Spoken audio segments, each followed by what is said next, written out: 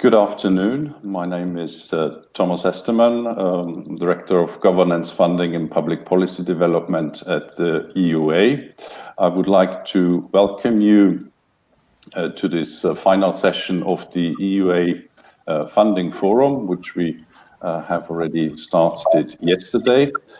This session will be on the future of EU funding for education and research. And I will only highlight two technical points to you before I hand over to our moderator.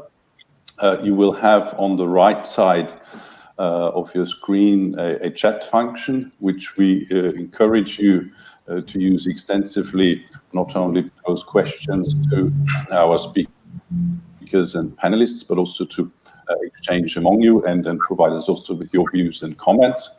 You will see in the private chat function how many people and how many attend this webinar. And on the further right side, you have a handouts tab where you have all the resources that you can download, including the conference booklet, where you can also see also the profiles of our speakers and also what the other sessions were about. I will give you now then into the hands of our moderator, Liviu Matei, Provost of the Central European University, now based in Vienna, also very prominent higher education researcher and long-time collaborator in many aspects with EUA, and also one of the founders of the EUA Funding Forum. So with this, I'll hand over to Liviu. Thank you very much and enjoy this session. Oh, thank you very much, Thomas, and good afternoon from Vienna. Welcome everyone to this session on the future of EU funding for education and research.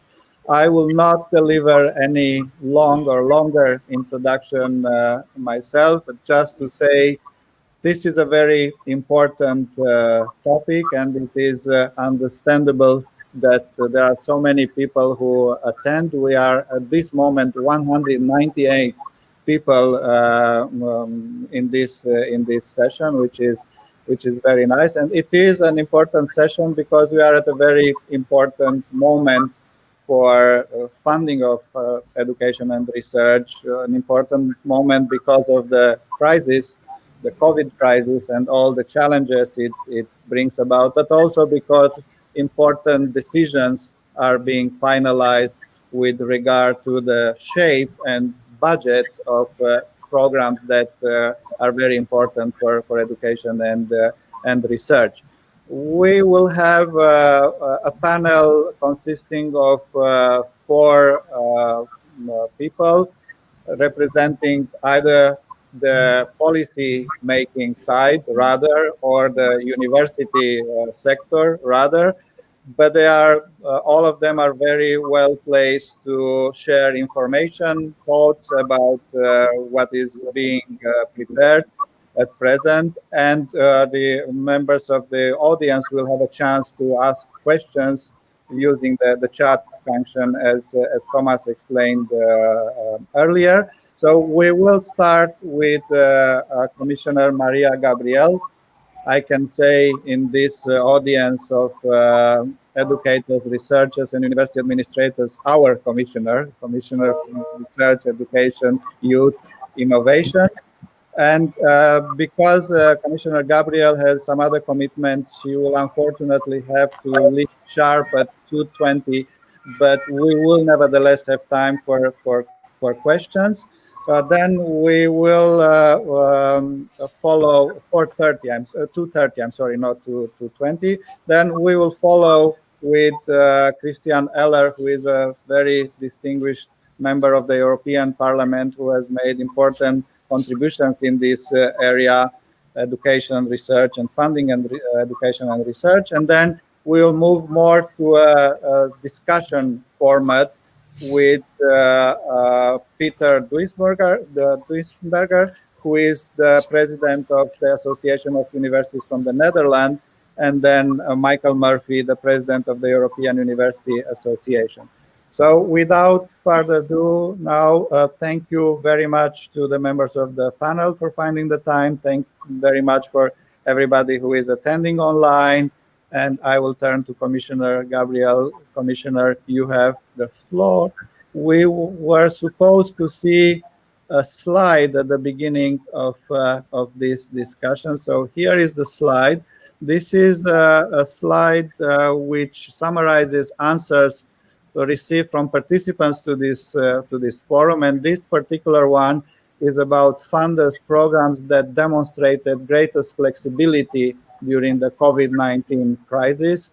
And as you can see, colleagues who answered the questionnaire considered that Erasmus Plus program was the most flexible, followed by the national agencies, and then Horizon 2020. So, Commissioner, if at any time during your talk you would want to refer to the results of this mini survey, you would be most welcome to do so. But now you have the floor.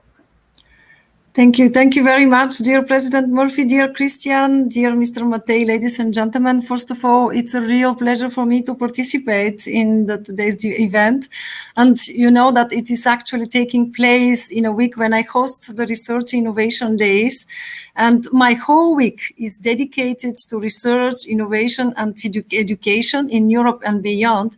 But that was important for me to participate in your event because universities will play a central role in building our more resilient, more healthier future. And that's a topic very, very important for us. That's why thank you very much for this opportunity to share some thoughts on this topic today. But let me first briefly react to the slide you shared.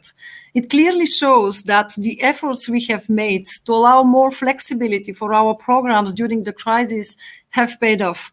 And it is very important for me that now, if I can see more than 60% identify our main programs, Erasmus+, Horizon 2020, and the work of national agencies as an important one. And that will be very important to take some lessons from this experience and to see how we can improve things in the future.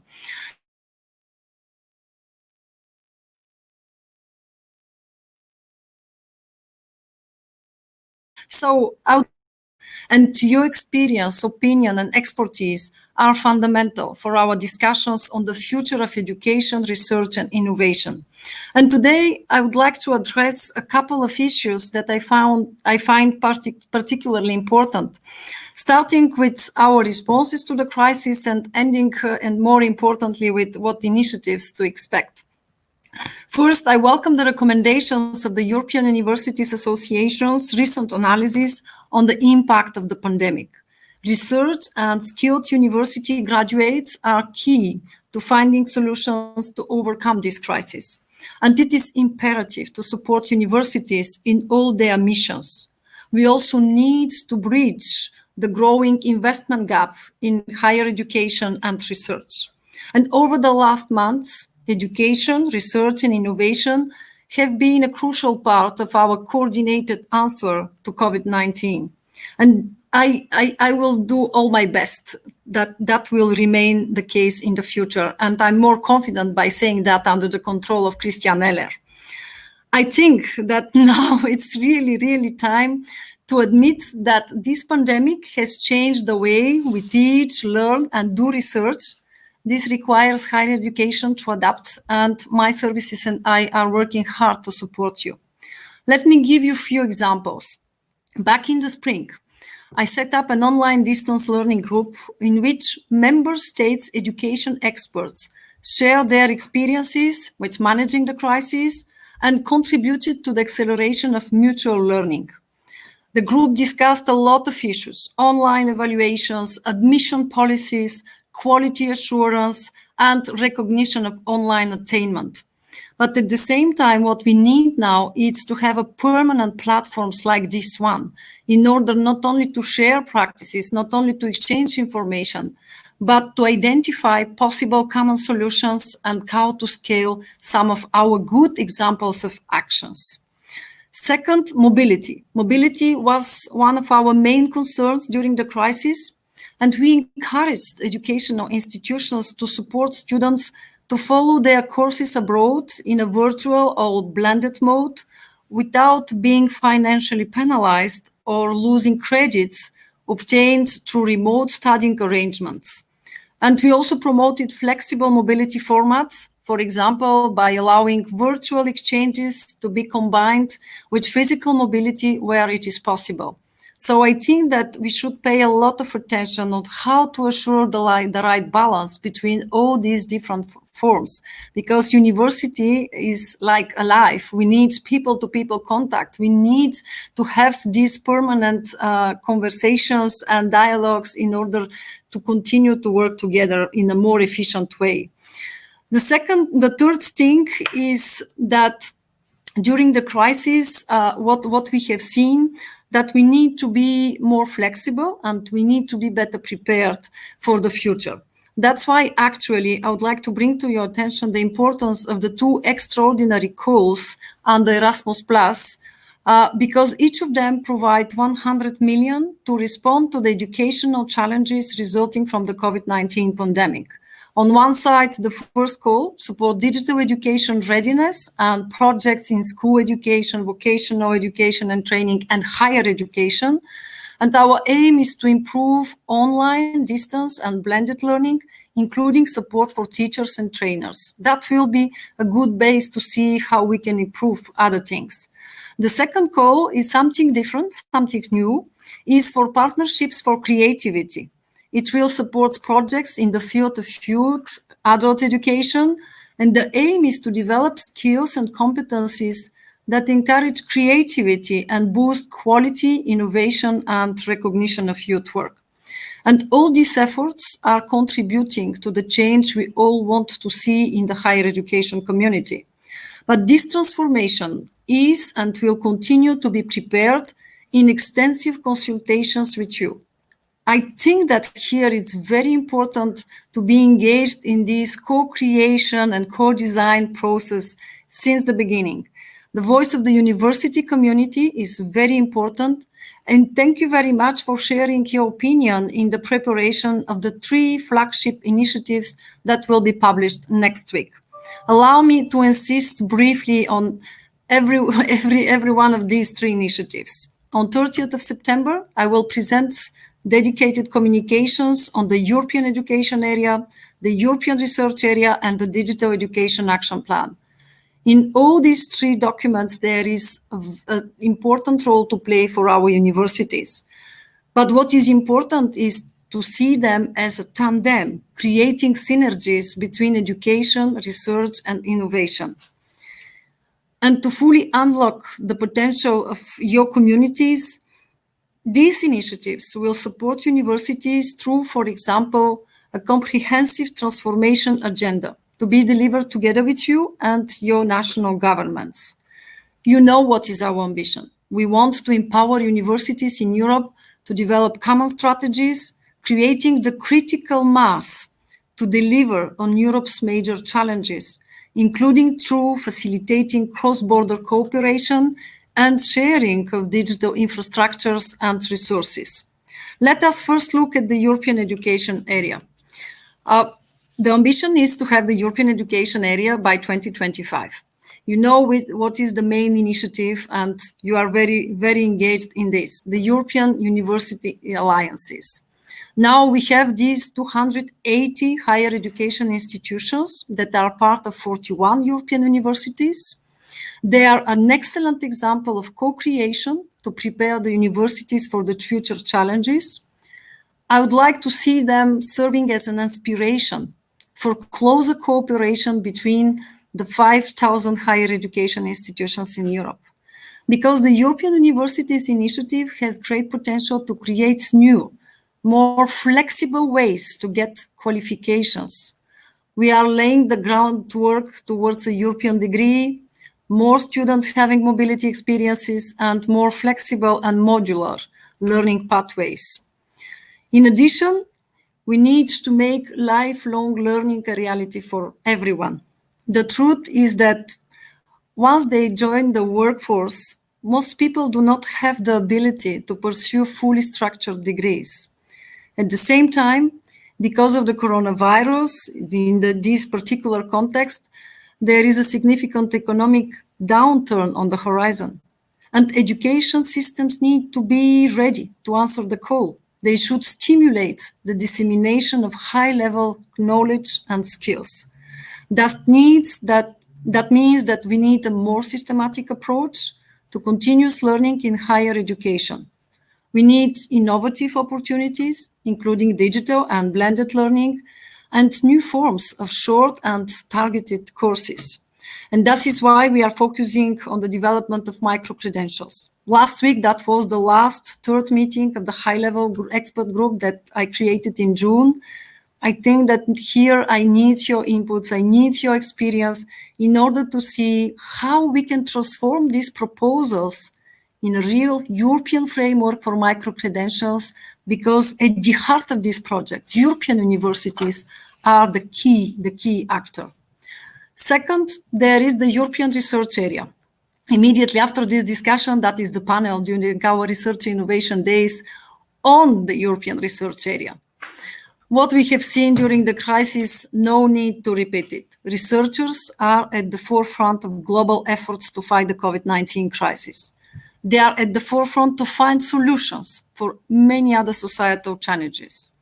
And if we want the European Union to be competitive, we need to improve the attractiveness of researchers' careers, facilitate cooperation with actors in surrounding ecosystems, and engage citizens in science. We also need to attract new generations to science and improve the gender balance. You know, this topic is close to my heart. And all this will require large-scale concerted investment in support of the institutional transformation of our universities. It should be based on a roadmap of national, regional, and European actions, and deploy funding for better use of synergies between union programs, including Horizon Europe, Erasmus+, the European Social Fund, the European Regional Fund, and private R&I investments, including through the support of our new InvestEU program. In addition, the European research area should not be limited to empowering our talented scientists or creating knowledge and evidence. We need universities to develop as hubs of innovation and entrepreneurship to support vital industries, key to recovery after this crisis. And in this new European research area, I will propose 4 objectives to prioritize investments in order to facilitate and align R&I efforts to accelerate the digital and green transformation of Europe's society and economy, to improve access to excellence in order to increase the performance of R&I systems in all our member states, to translate better the results of our research into the economy, and to make further progress in the free circulation of knowledge, promote the development of advanced skills, and connect all actors across Europe. I stay very open for your remarks and reactions and opinions. The third and last initiative is the Digital Education Action Plan. It is important also for universities because their transformation includes a greater focus on digitalization. The new action plan will draw lessons from the COVID-19 experience, and our ambition is really to pave the way for European digital education in the long term. And that's why I thank you, because I would like really here to thank all citizens and organizations that took part in the open public consultation. We received more than 2,700 contributions. And the question here is how, with our Digital Education Action Plan, with the role of universities, will play a key role in the next generation EU recovery plan. How we can continue to put together some common proposals in order to be more efficient, in order to accelerate some of the processes. Because, of course, in the Digital Education Action Plan, there will be 2 main priorities. The first focus area will look at what is needed to develop a high-performing digital education ecosystem. Lessons from the COVID-19 crisis confirm that effective use of digital technologies for inclusive and quality education needs to be planned with sufficient support, resources, and guidance. And therefore, here we need to talk about synergies with national efforts to see how we can leverage different European funding programs in order to improve some of the weaknesses, because during the crisis we have seen that we need better connectivity, we need better infrastructure. And the second priority area will focus on digital skills and competencies of European citizens.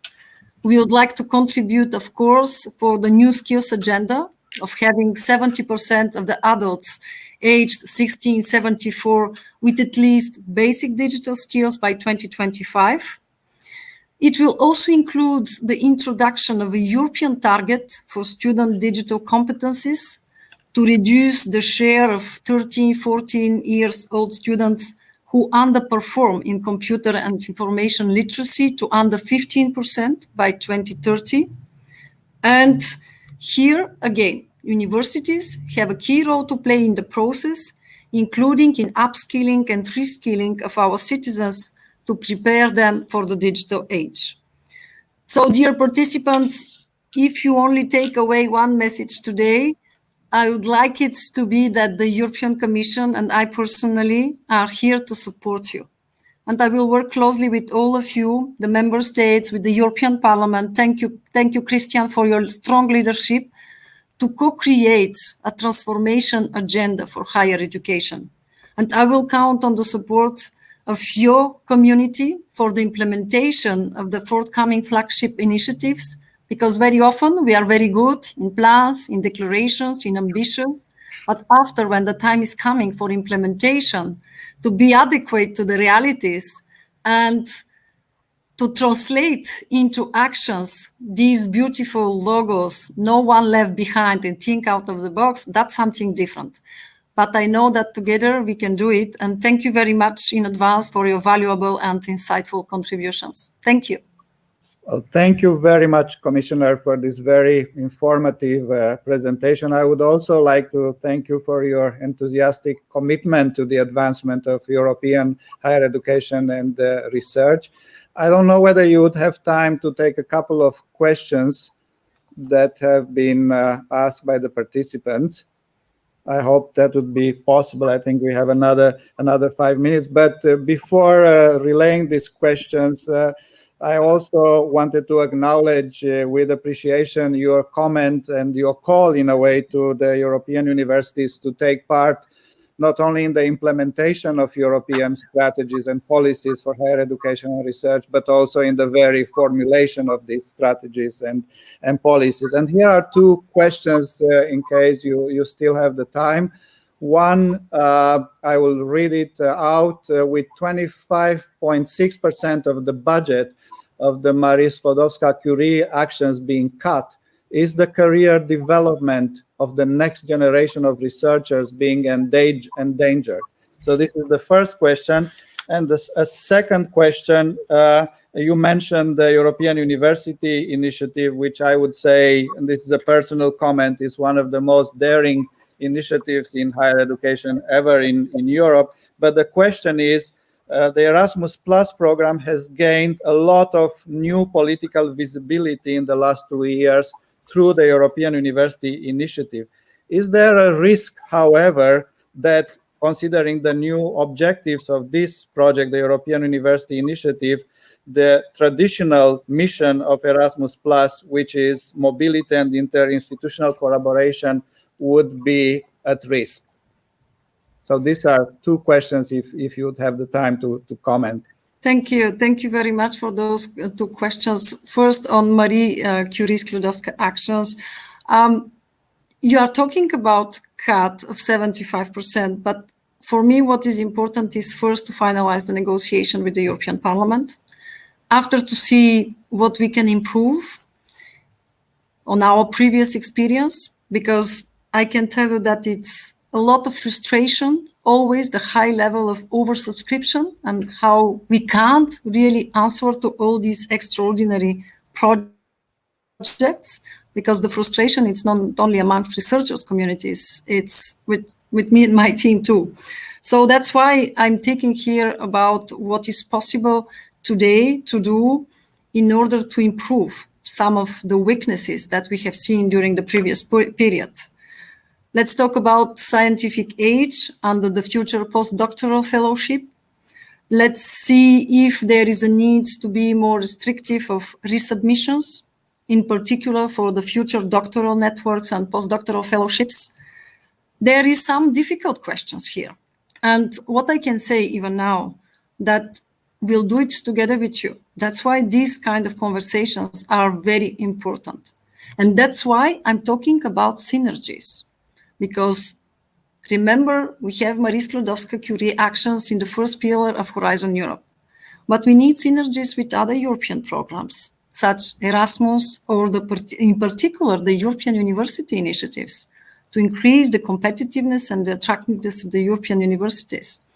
So I stay very, very open for the next weeks to receive concrete proposals, because what I can say that I will be there to defend the program, but we need to treat with some of the realities that are surrounding us, and we need maybe this time really to think out of the box, to find new ways to improve things without having more and more frustration. And that's very difficult. Second, on Erasmus+, you are right. The European University Initiative has encouraged deeper and more ambitious cooperation in higher education sector in Europe. I would like really to say here some words on this program in general, because we are proud of the results. More than 10 million learners and professionals carrying out a mobility since 1987, and more than 25,000 partnerships created in the field of education, training, youth.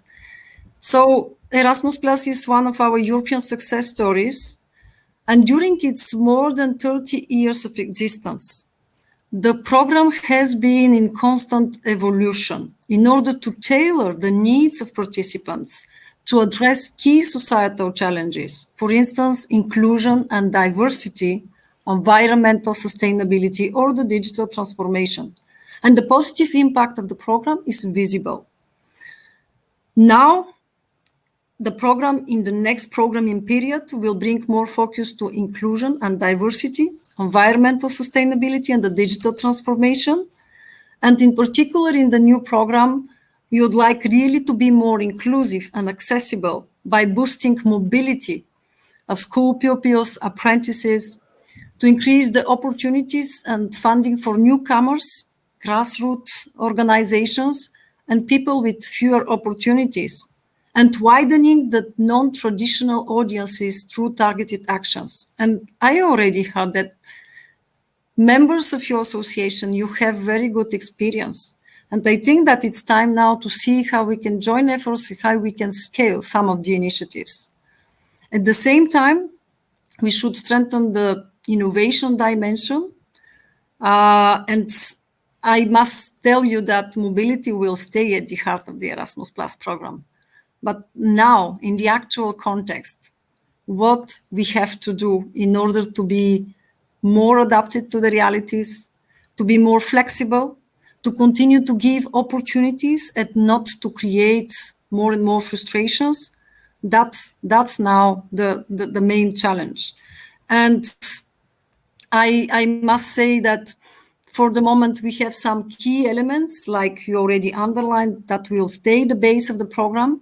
But if you'd like to have an Erasmus Plus program, which help us to deliver answers to the main societal challenges that we are facing, because it's with the main capital that we have, our students, our universities, our skilled people, that means that we should be ready for an evolution. That's our approach, not a revolution, but an evolution.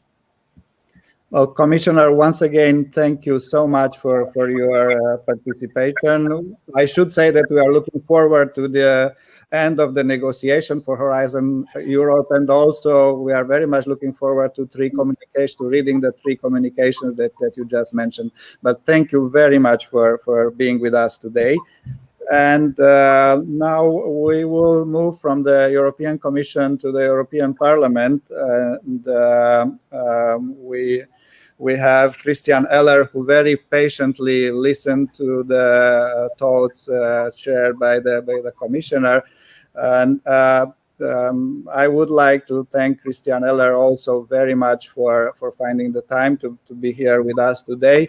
We will also start with only one slide that colleagues from the EUA had just put on the screen. And this is also a mini survey with the participations to the forum. And this particular one is about institutional plans for participation in the new generation of EU funding programs, whether universities expect an increase in participation, decrease, or a stable. And as we can see in this slide, there are differences in expectations whether we talk about Horizon Europe, Erasmus+, European University Initiative, or a European Structural Fund. So for the commissioner, if Christian Ehler would like to comment at any time on this slide, you'll be most welcome. But otherwise, I would like to ask what is the take of the European Parliament on the points just presented by Commissioner Gabriel?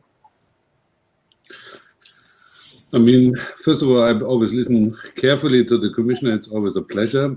Secondly, just to tell, and I think that's important that you sing a little bit the song. She's a very good Commissioner.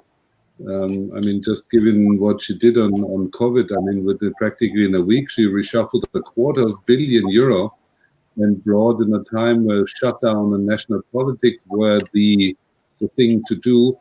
She brought together the ministerial conference on COVID. So we returned to European kind of approach and no longer just a national one, which is even in fighting pandemic terms was an important move, because otherwise we wouldn't have faced just a pandemic. We wouldn't have faced a renationalization of fighting the pandemic, and also in terms of where is the money spent and who is doing health issues. But having said that, I mean, let's be realistic a little bit due to my German nature. We're talking about the budget. And what happened is, in principle terms, the Commission was placing a budget of roughly €100 billion. And we are talking before we even talked about COVID, or we talked about a climate law or something like that. And then the Council was cutting that almost to 80-something billion. And within the recovery plan, the original proposal for the Commission was roughly to add 13.5 billion, and that had been cut to roughly 5 billion. I mean, these are the realities, and I appreciate an intellectual dispute on content and allocations, but I think we should remember whatever ambition we have, if we stay with the cuts as they are, we see dramatic cuts also in the first pillar, and we might lose any kind of ambitions going beyond Horizon 2020. And I portray that in that kind of rude way, because that is really what is at stake. And if I may say so, we have a dramatic situation, because I mean, what is playing now into the discussion is we had been talking in the beginning of the year of a research program. Now we are talking about facing a financial crisis, facing a pandemic, which will be an ongoing challenge. And we're talking about the climate law, which might reduce or sets a regulatory frame to reduce CO2 emissions by 55%, which is nothing less of transformative nature. And why does that play a role? Because if you want to do something like that in 10 years, we're enforcing a tendency, as we had been doing that to some extent also with COVID, that we are reaching out for the higher tier levels. I mean, now the public, the research program had becoming more and more of a multi-purpose instrument. Each time we have a new ambition where we hardly have funding, we refer now to the research program. And that in relation to the internal allocation, had been weakening, obviously, the first pillar in the program quite dramatically. I mean, the ambition had been higher, but realistically, we're turning more and more to the higher TRL levels. We're turning more and more to something where, I mean, if you look to the last big call on the Green Deal, now we talk about market uptake. You know, there we are crossing the border towards something which would you see in the structural funds or something like that. So I think you have to understand the setting in order to see that, first of all, I think right now it's not so much addressing the Parliament and the Council. I'm doing that for the third time now. You nicely said I'm contributing to the program. History will tell, but I'm relatively roughly negotiating for the Parliament with the Council right now the money. And I think that I want to flag that before we have that differentiated discussion in terms of allocation within the program, we should make sure that we are not get cut in a way as it is now, that we can forget about that discussions, and we will get even under more pressure because the expectation right now is that the program will contribute specifically to CO2 reduction and specifically to fighting COVID and specifically to the digital revolution. And that will lead to a reshuffling of money from the basic research more to the applied research and even more to industry research and market uptake schemes. And I think that is the setting we all should understand. And it's a little bit the texture before which is laying the ground for the discussion.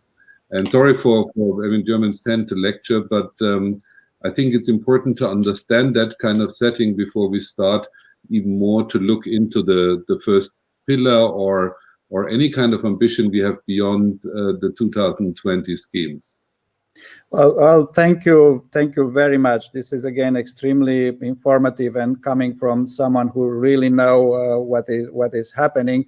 I wanted to tell you that as a little bit as a historian of higher education, I have observed that those who make important contributions to higher education or higher education policy are rarely rewarded. Most often it is not even known who has made important contributions to higher education and research. I don't want to discourage you, but it is good that at least people who are on this call are aware of your very important contribution, in particular as rapporteur to Horizon 2020 and also Horizon Europe. So the first question, I should probably know the answer to it, but I'm going to ask it anyway.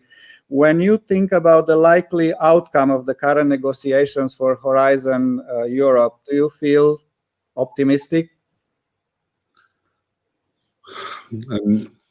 As a former Catholic, somehow I'm obliged to believe in miracles. But no, I mean it's fairly clear that the setting is right now that the Parliament itself has to come to terms whether this is the number one priority for the negotiations, which is likely to happen, but needs a little bit of an agreement between, let's say, the center political groups.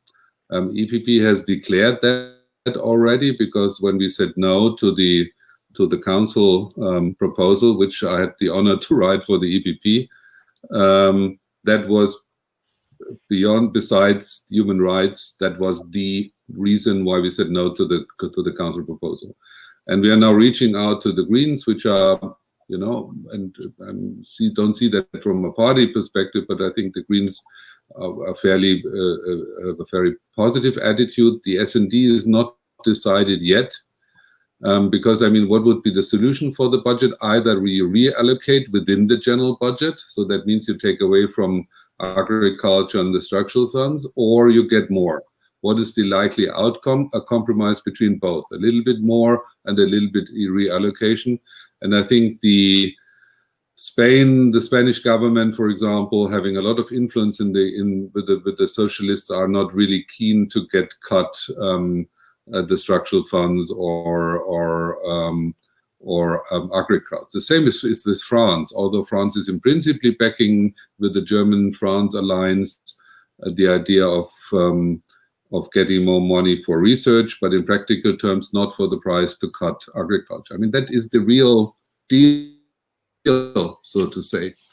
So, am I optimistic? That's not so much a question. Do I believe that we get more money? Yes.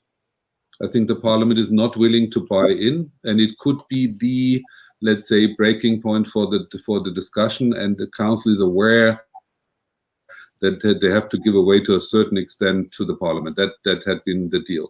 What makes it difficult, and I say that openly here, is that, I mean, although in the Council we had this strange constellation that let's say the austerity, although I don't like the expression, but the austerity group, so the Netherlands and Austria and Finland and Denmark had two intentions. They wanted to pay less money in the general budget and for the recovery, and that they wanted to have more innovation and more investments. And the sad story about that is they came out when they could have chosen that they would get more reduction but no innovation. They bought in.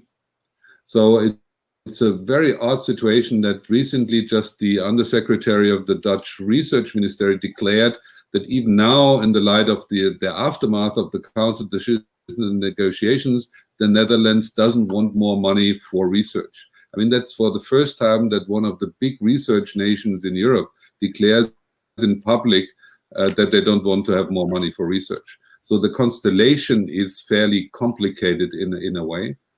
And but I'm still fairly optimistic that in the end we get a compromise on that, although, and that's why I was so insisting on this second aspect, still it's not, I mean, we have two things. We have the budget, and then we are going to make a deal in terms of the allocation of the budget with the Council. And right now, since we have this new kid on the block, the CO2 reduction, I mean, we would know that this is of transformative nature.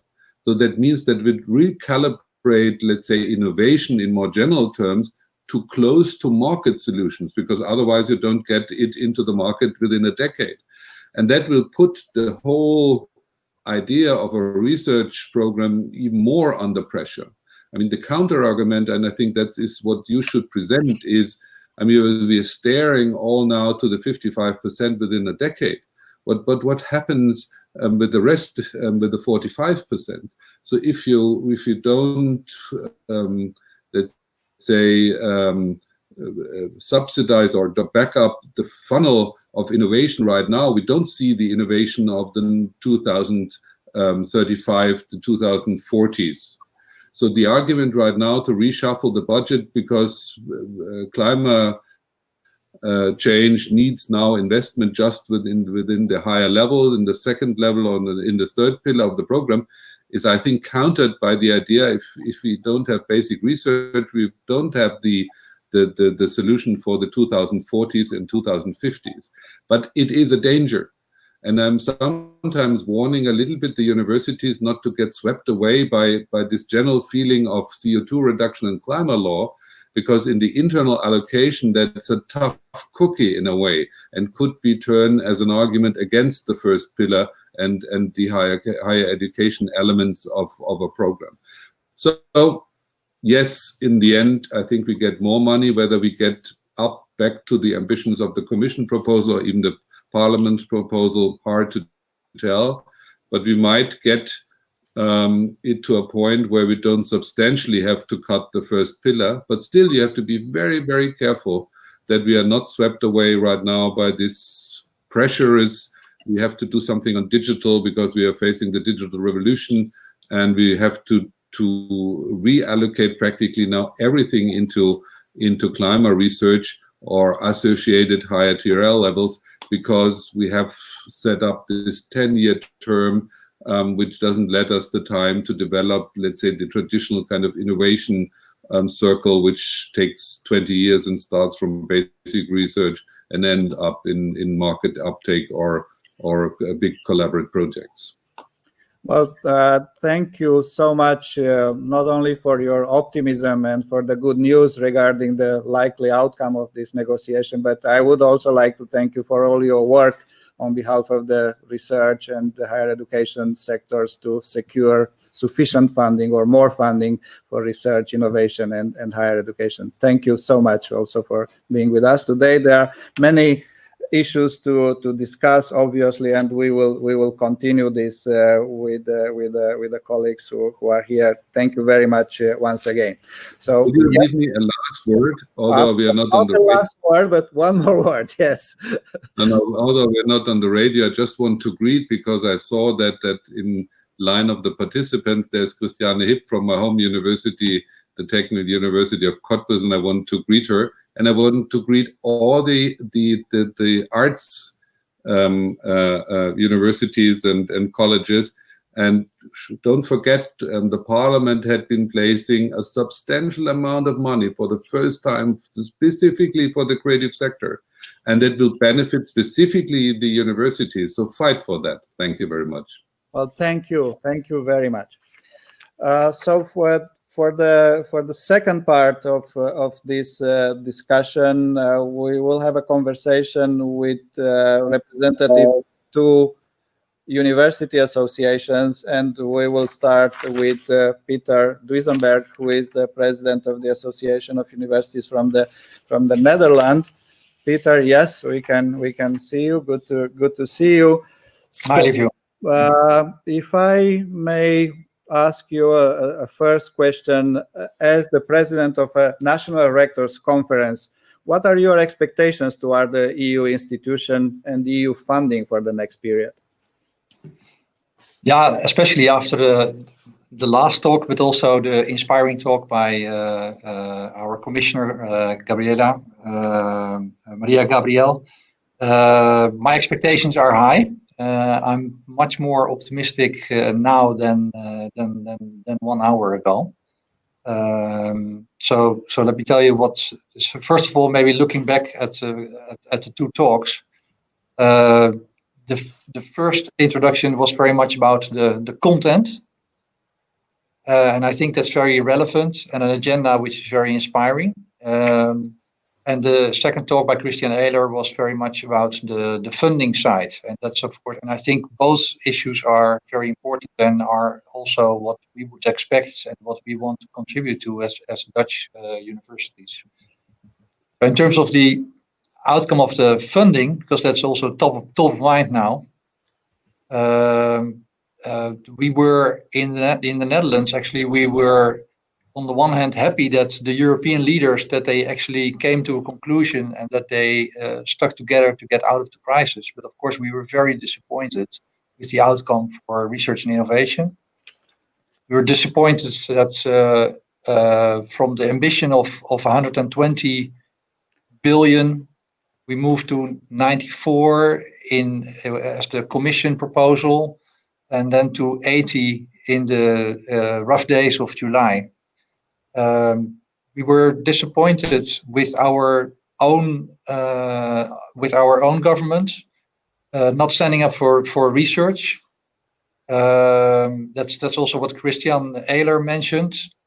But I also think that we were actually disappointed, perhaps with not just the austerity players or the austerity partners, or austere countries, so to say, or the frugals, but also in other countries, there the leaders did not stand up for research and said, "Hey, here you're crossing a line. You're crossing a line of the future of Europe. If you go beyond this line, this will be detrimental to the future of Europe." So I think there's a role for all of us to play. And then finally, or thirdly, we were also disappointed perhaps in ourselves, because apparently, if I reflect on it a little bit, then we have not been able to communicate the value that we play as universities, or that we can play as universities, have played and can play as universities for the future of Europe. And that makes us very vulnerable in these political decision-making processes. So, but I'm optimistic. So in terms of expectations, that was your question. I'm optimistic after Christian's words. Also this afternoon, there is a resolution in the Dutch Parliament to spend more on research as an outcome of these negotiations. so which will actually give a brief to our government for the upcoming negotiations. And this the vote on this resolution is at 4 p.m. And the expectations are that the resolution will pass. So I hope that will influence the negotiations over the next weeks in the European Parliament. Yeah. Pieter, thank you. Do you think that a national rectors association like your association can do anything still at this time in order to support the successful completion of the current round of negotiation? Yeah, I absolutely believe that is the case. So what we've done so far in the Netherlands, but that doesn't stop today. But I think we've been quite vocal in the media. We've teamed up with our what we call the Knowledge Coalition, which is a coalition of knowledge institutions together with corporates. So also the corporate sector is supporting our case, and we've written a letter to the Dutch government and to Parliament specifically about the outcome of the negotiations in Parliament, that there should be a bigger focus on research and innovation if we truly want to be competitive. If Europe is serious about its ambitions, then we must invest more in research and innovation. And so we've stated that, we've made that statement, we've sent it out to media. We're speaking with members of parliament in our own country, members of the cabinet of the government in our own country, but also in the European Parliament. So I think there is an active role we can play to communicate what we would like, that we're disappointed, what we would like, but also I think that's also the second part, to communicate what the value is that we can add. So the content part is very relevant. Also the content part that was the main part also, of course, of the introduction of Commissioner Gabriel. But that's very relevant, that we also show and that we also show what kind of value we add, and that we can accelerate change and help Europe out of this crisis. That's very important. At the same time, we also can make this case for more budgets, and that's not something that is only in the Netherlands or the other austerity partners. But I think actually it's a case we should make to all our leaders, because they are all at the table. And I think it's an important case to make in the Netherlands, in Germany, in Spain, in Italy. I think we can all play that role. Yeah, it is very interesting what you mentioned, that you have already built a coalition between the higher education sector, universities, and the business sector, the corporate sector. And I hate to use the word against your own government, but it is a little bit against your own government, which has a different position. And that is a very interesting case study, which talks for the special and also complicated nature of European governance, and how policy strategies are developed, approved, and implemented. It's not just Livio, and so what we try to do is what we try to say is that this is not against our government, or it is in favor of the future of Europe and our country within Europe. So because what we're trying to make clear is that if Europe wants to be a global frontrunner in health, in climate, in artificial intelligence, and if we look at the trends at the moment, where we see the US, China moving much faster, then we're not going to win. Actually, we're gonna lose this race. We all, or many of us, watched the Tour de France the past weeks, the cycling race, and I think in racing terms we're losing. We're not in the front runners group. And so that's what we're trying to tell our governments, is that I think our governments have done a tremendous job in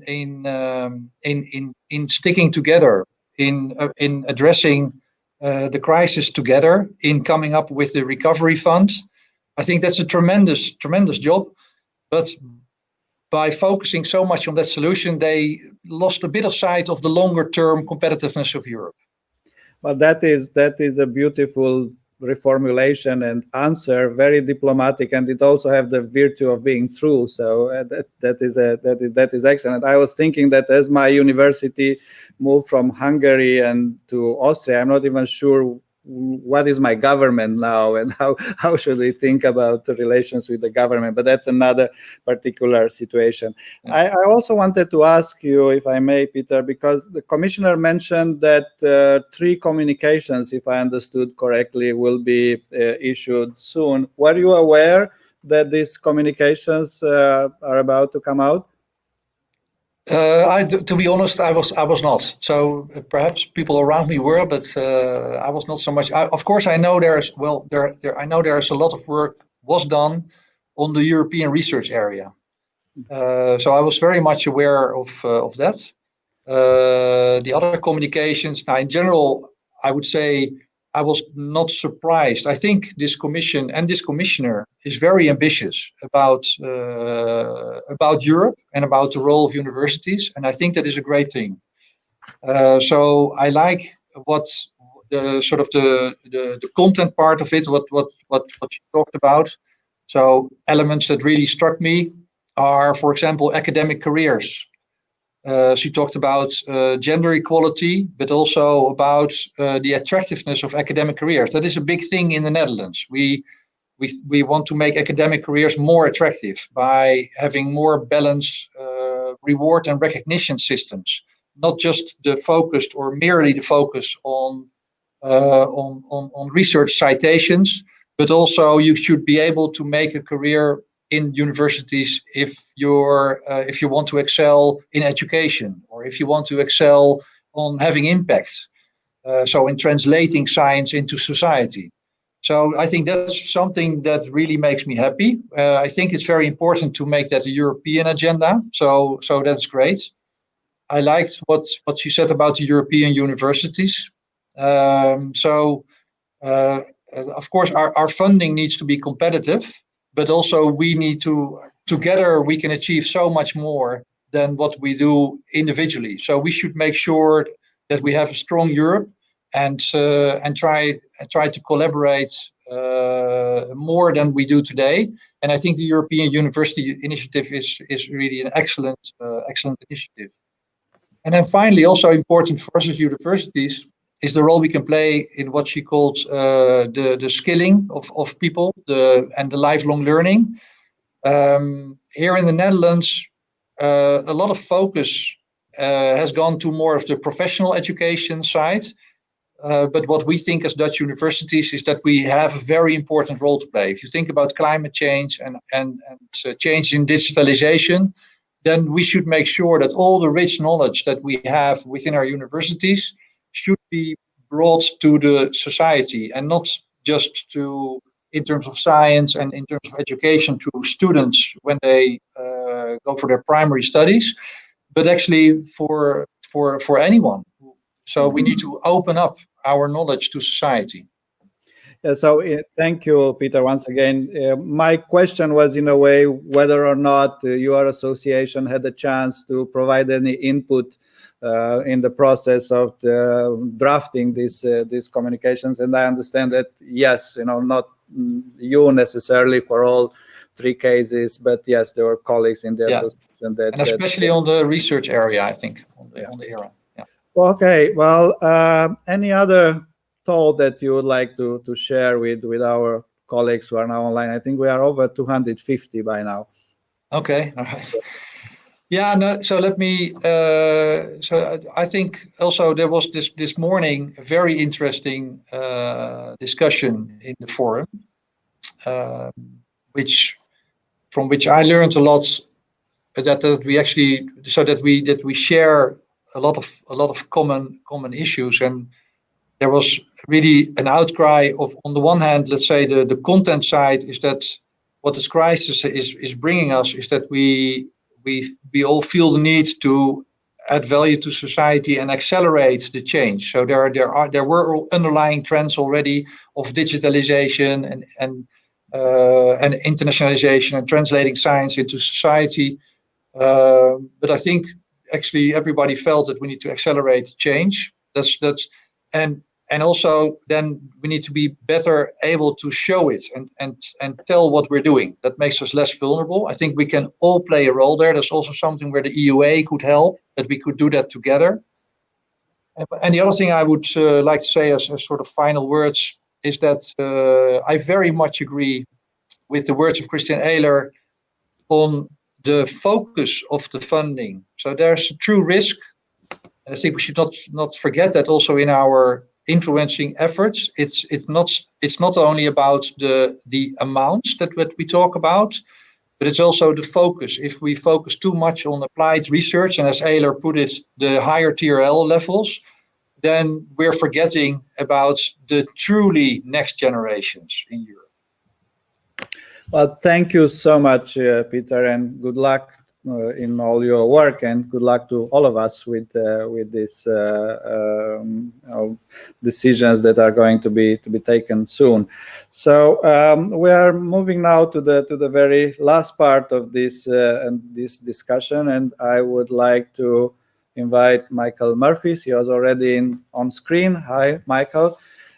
And if I may ask Michael, as the president of the European University Association, the collective voice of universities in Europe, to share his reflection on what we have heard during this session, and also about how EUA will engage with policymakers in the next period.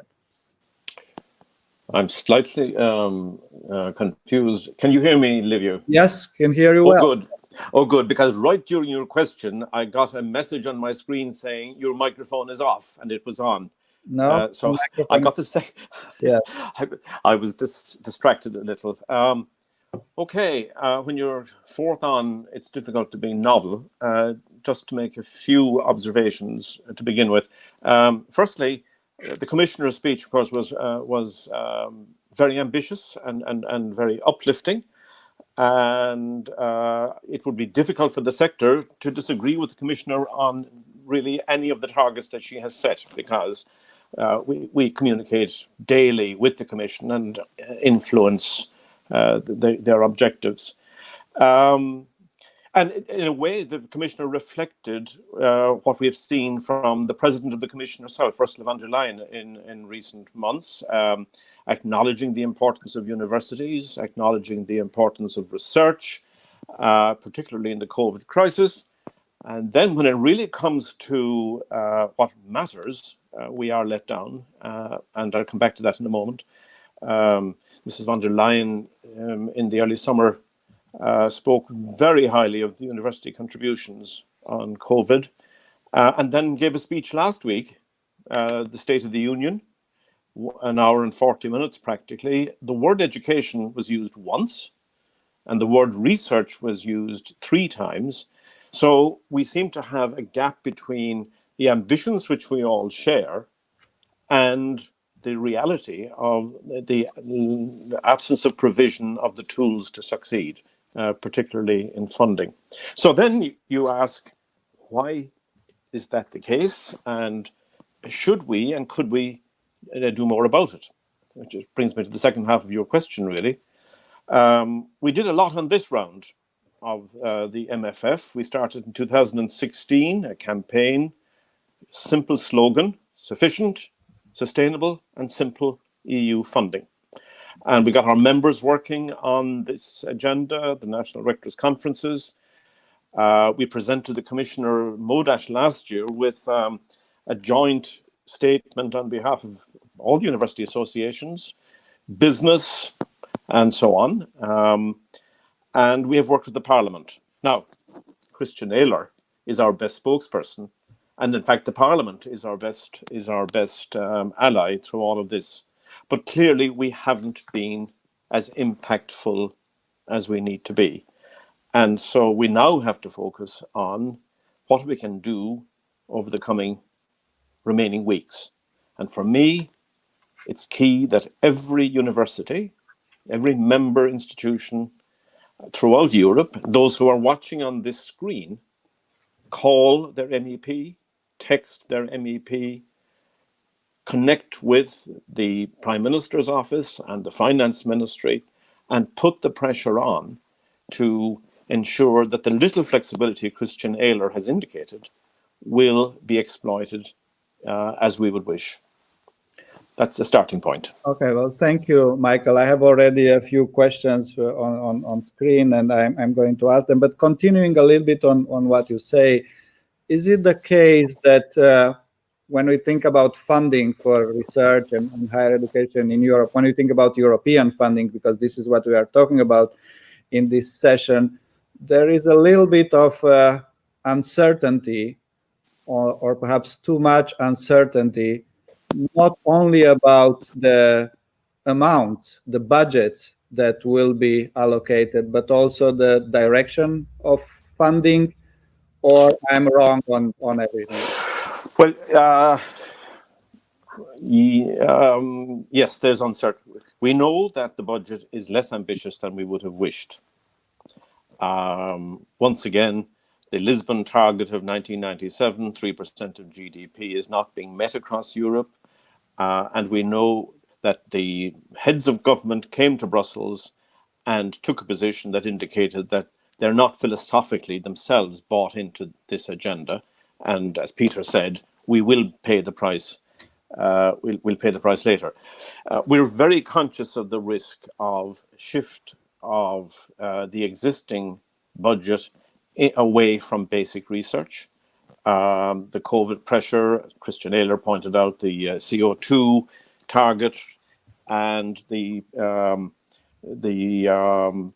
inevitable temptation to take money from our basic budget.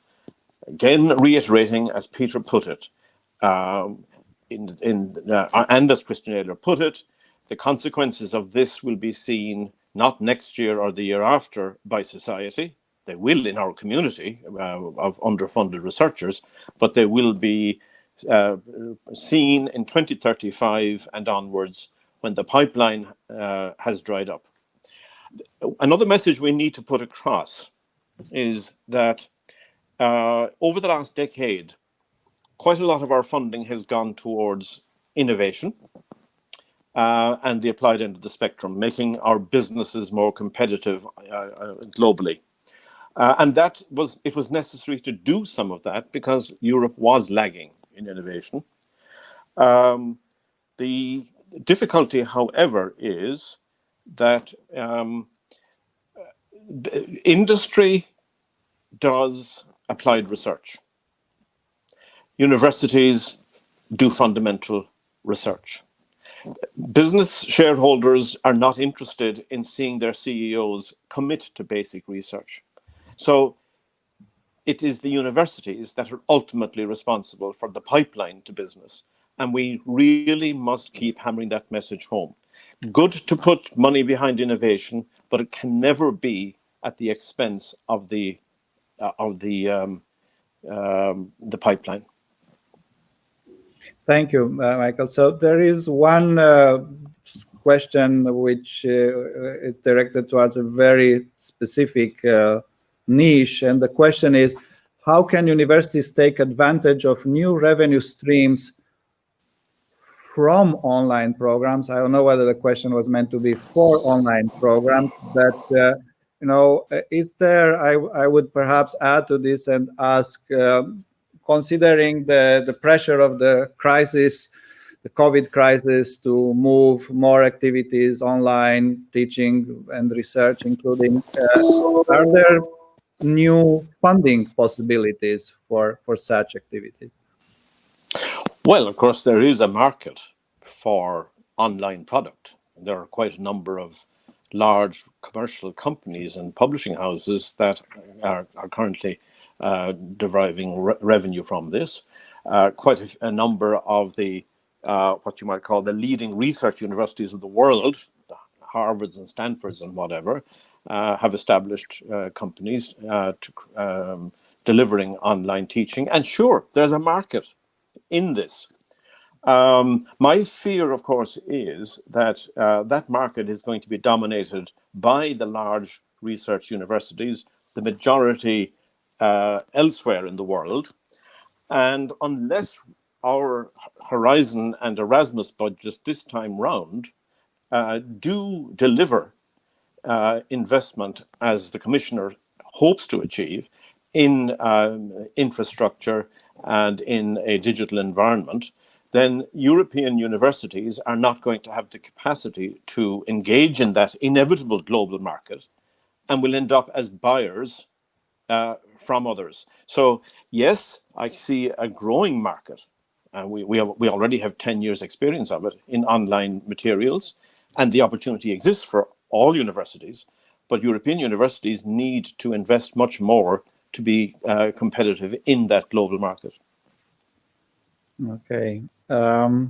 I have a different question or an invitation for you to comment. So listen to this discussion so far. For me, the broad picture is something like this. We have European institutions like the European Commission and the European Parliament, which are still betting a lot on what one could call the knowledge society narrative. Knowledge is a very important factor in the economic advancement of a company, of a country, of an entire region. It is also something important for societal advancement, and we need knowledge institutions, we need research, we need higher education, and therefore we need to fund these institutions. But then we have national governments which think differently. So do we have a clash between the European institutions and some national governments with regard to perhaps it's not only the research and higher education policy and funding of research and higher education, but it's kind of ideological, a profound ideological clash, or this is not true, and it might be even an illusion that the European institutions are that much still in favor of knowledge and knowledge institutions? That's a good question, but my own view of it is that the politicians are not anti-knowledge economy. And deep down, they understand that this is where we're at, and this is the direction of the future. But politicians are under pressure from a whole lot of competing interests, welfare needs, agriculture, and so on. And to be frank about it, I think that the outcome of the negotiations we've had so far on this budget are a reflection of the effectiveness of different sectors in making their cases. And I believe, frankly, that the outcome up to this point indicates that as a sector, we are not as effective as we need to be. We don't have the impact on decision makers that we need to, and we have to redouble our efforts, both in Brussels and, I would say, even more importantly, at the national level, where you point out the resistance seems to be to change the narrative. So our national rectors' conferences and our universities throughout Europe must engage more in public discourse. We've moved out of the ivory towers to a large degree over the last decade or two, but not sufficiently, perhaps, not totally. We should be sitting down every week with the leaders of stakeholders who can be partners to us. The business community, that dialogue needs to be better. Our engagement with media companies, that needs to be better. Our conversations with politicians need to be, I think, a little more respectful. Historically, I think that politicians have felt that we have been slightly arrogant in how we have portrayed ourselves, and modesty, I think, would be a very useful tool deployed better into the future. So our learning is our leaders deeply know that the knowledge economy must be sustained. The speech by the Commissioner shows that, but politicians face competing demands from all sectors of society, and we've got to do our representation role better.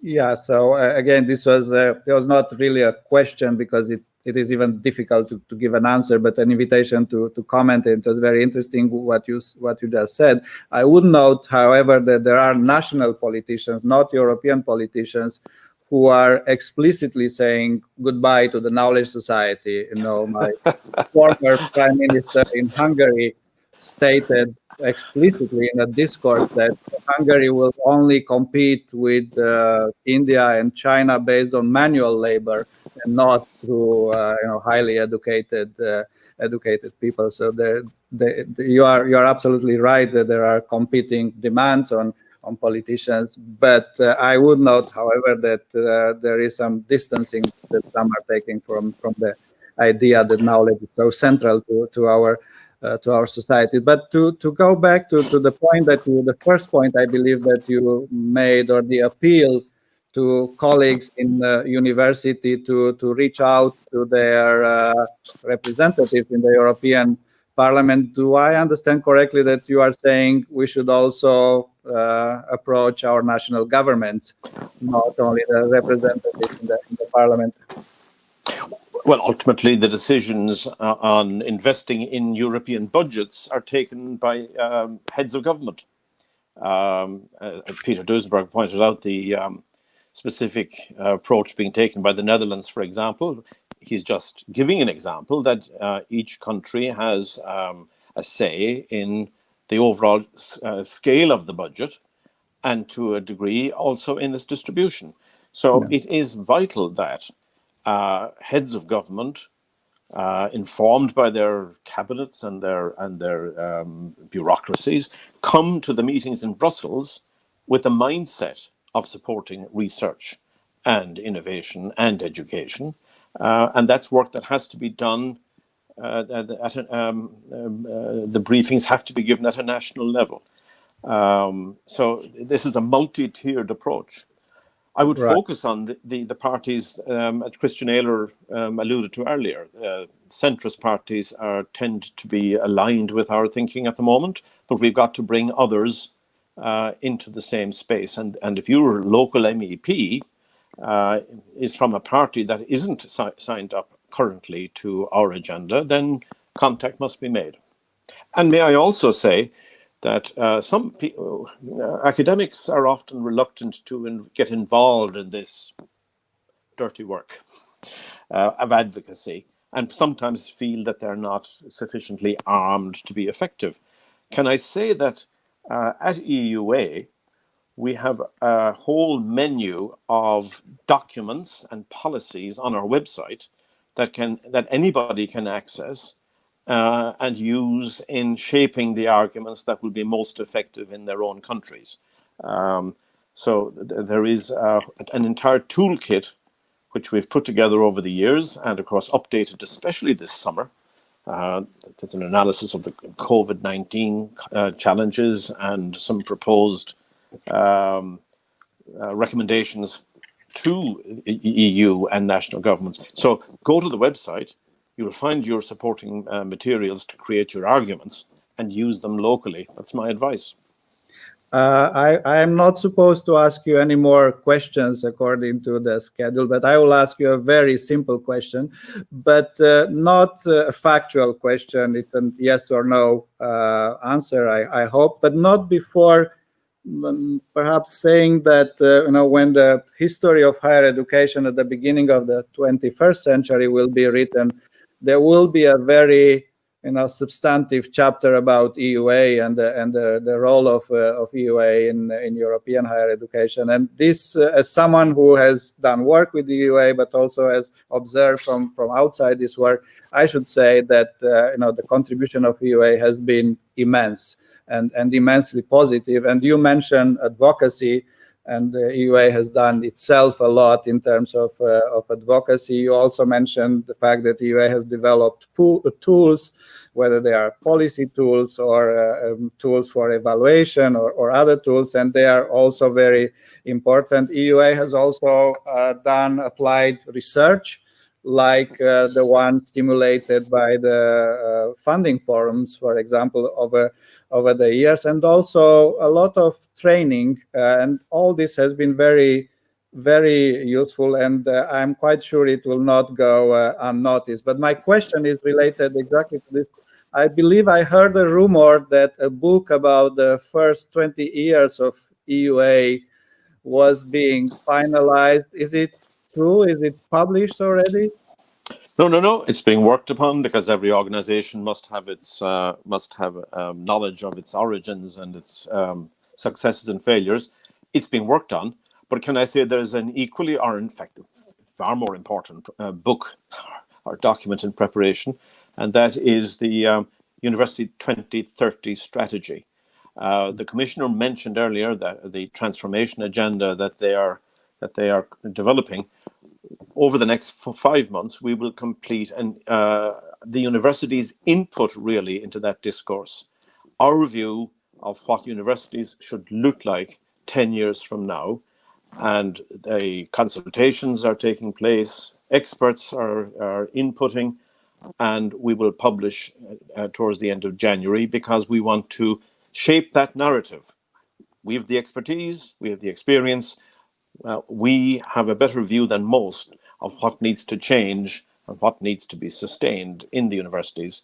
That's probably more important than the history, but yes, it's being generated, the history book.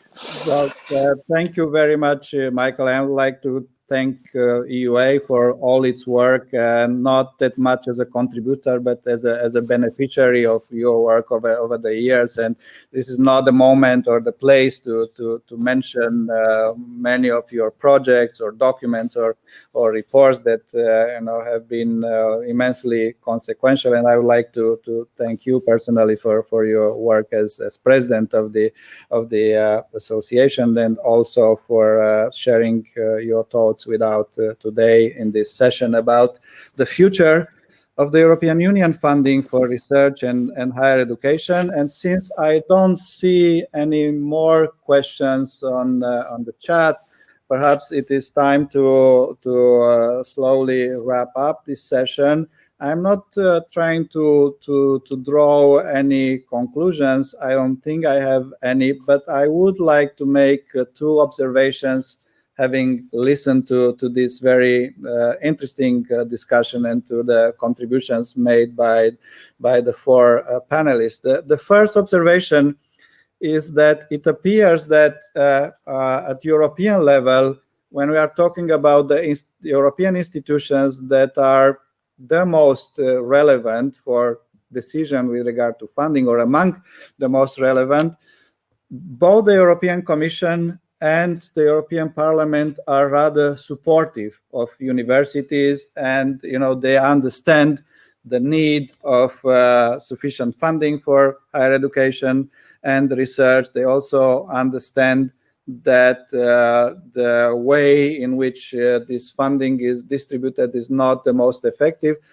And if this is a positive observation, it comes also with the question, will this supportive attitude or attitudes of the European Commission, the EU Commission, of the European Parliament translate in the right decisions with regard to funding for the next period? So that is one observation with a question related.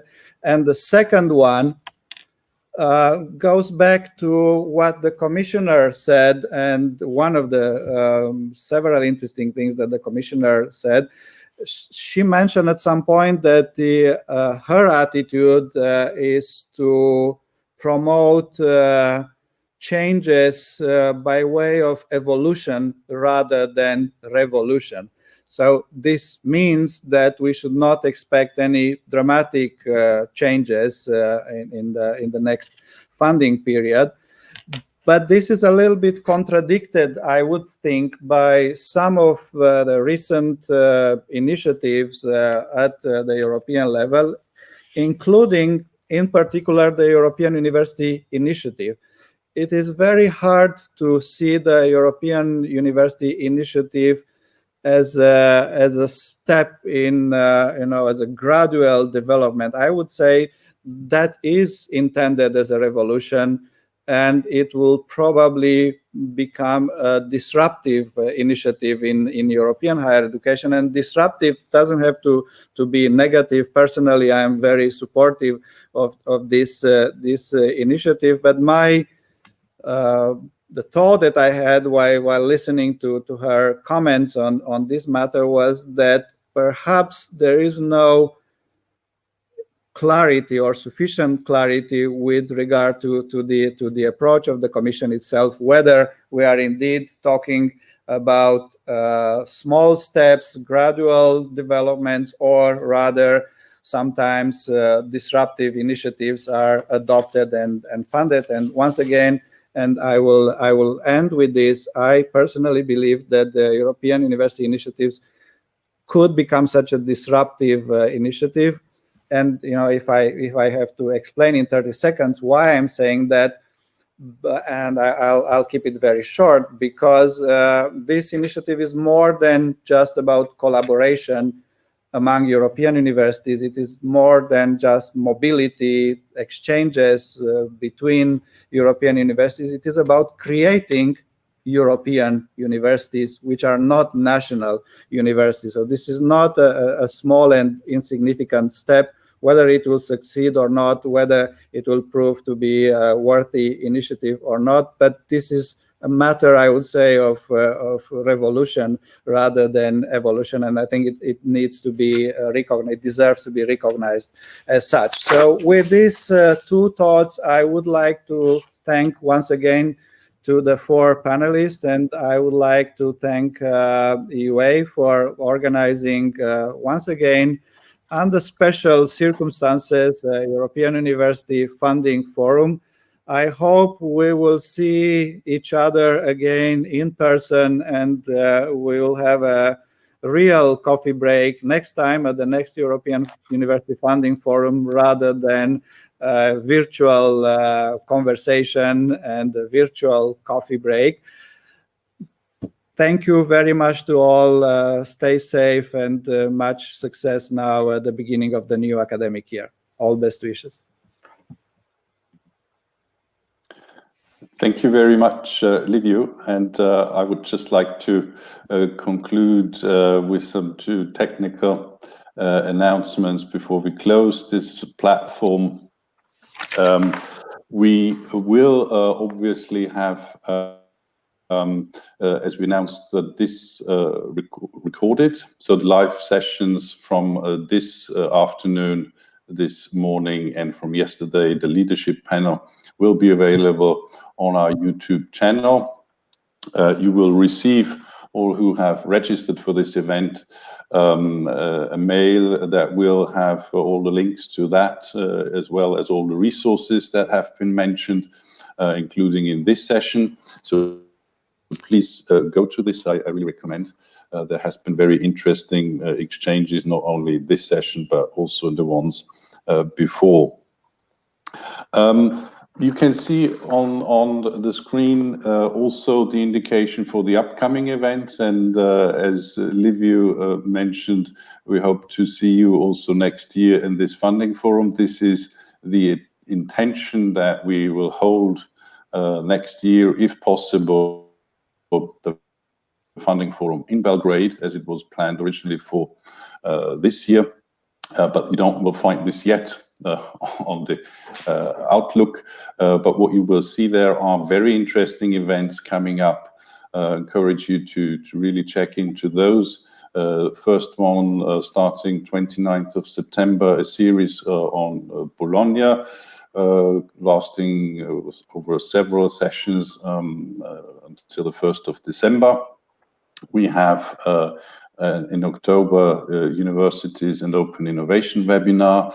We have in 12th and 13th of November, the biggest EUA event usually, and that is the Online European Quality Assurance Forum.